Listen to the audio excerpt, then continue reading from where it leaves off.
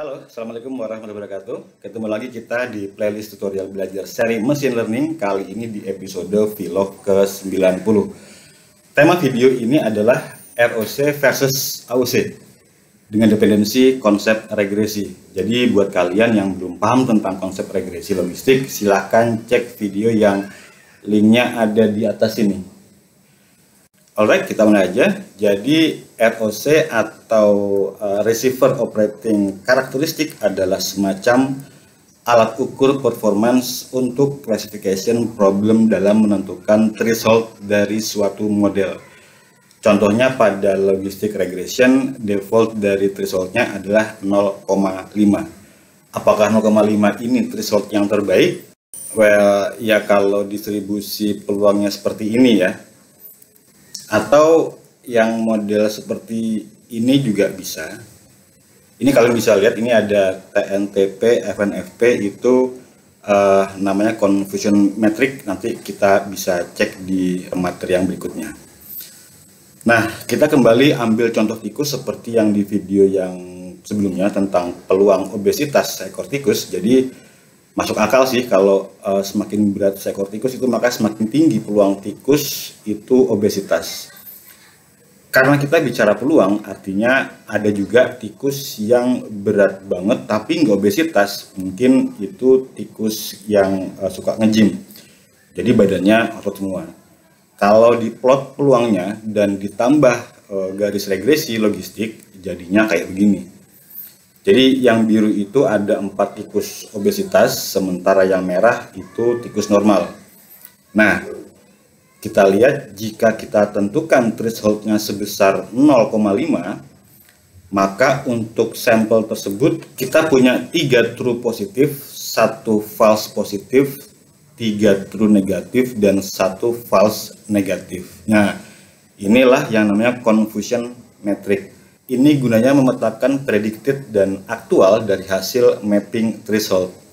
Lanjut ya, kita coba ambil threshold yang lain. Let's say 0,9 lah thresholdnya. Maka confusion metricnya jadi seperti ini. Lihat deh, garis putus-putus alias thresholdnya di angka 0,9. Nah, dengan threshold seperti ini, kita dapat hasil yang lebih baik. Kenapa? Karena angka false positif dan false negatifnya kecil. Threshold ini dapat kita set berapa aja kita mau dan kita cari semua kemungkinannya. Terus gimana nentuin threshold mana yang paling baik? Nah, inilah gunanya ROC. Daripada kita mabuk karena ngebuat confusion metric, mending kita plot aja semua kemungkinan threshold dalam grafik ROC.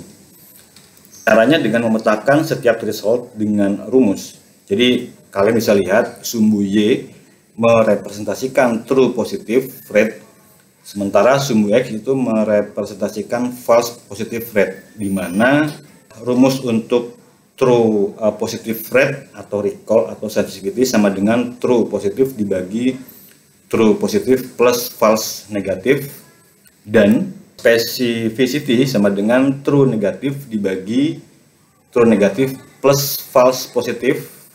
Ya, serta satu lagi, false positive rate sama dengan 1 min specificity atau tadi rumus yang sudah sebelumnya. Nah, titik-titik di ROC graph itu menggambarkan semua kemungkinan true positif dan false positif jika kita jalankan thresholdnya dari bawah sampai dengan di atas. Jadi dari 0 sampai dengan 1.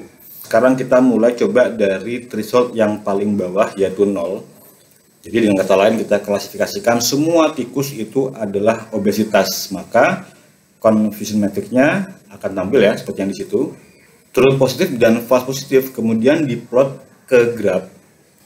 Titik 1,1 artinya model kita berhasil memprediksi semua tikus yang aktualnya obesitas diprediksi sebagai obesitas. Namun juga gagal memprediksi semua tikus yang aktualnya tidak obesitas. Karena kenapa? Karena semuanya dipetakan menjadi obesitas. Karena thresholdnya 0 gitu kan. Nah, kalau kita petakan semua thresholdnya dari sampel kita yang tadi, kita akan dapat ROC graph yang seperti ini. Nah, itu dari 0 sampai dengan 1. ini perlu dicatat bahwa semakin tinggi nilai true positive rate dan semakin kecil false positive rate, maka resultnya akan semakin bagus seperti ini.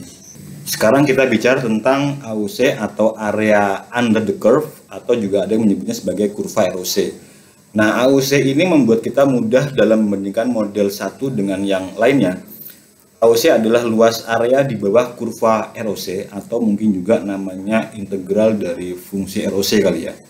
Nah, misalkan kita petakan ROC dengan model random forest, maka grafiknya akan menjadi seperti ini.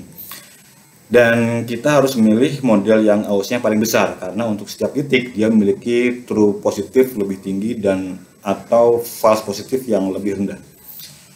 Jadi terkadang untuk data yang imbalance, kebanyakan orang menggunakan precision instead of false positive rate, karena precision tidak memiliki variabel true negatif dalam kalkulasinya. Atau kalau dengan rumus itu precision sama dengan true positif dibagi true positif plus false positif. Jadi kesimpulannya konsep ini bersifat general, tidak terbatas pada logistik regression saja. Jadi mungkin itu dulu yang bisa saya sampaikan, saya share kali ini di video erosi versus AUC sekarang ini. Nantikan video-video yang akan datang, silakan subscribe bila kalian belum, atau share dan like video ini bila kalian suka. Jumpa lagi nanti. Wassalamualaikum warahmatullahi wabarakatuh. Bye bye.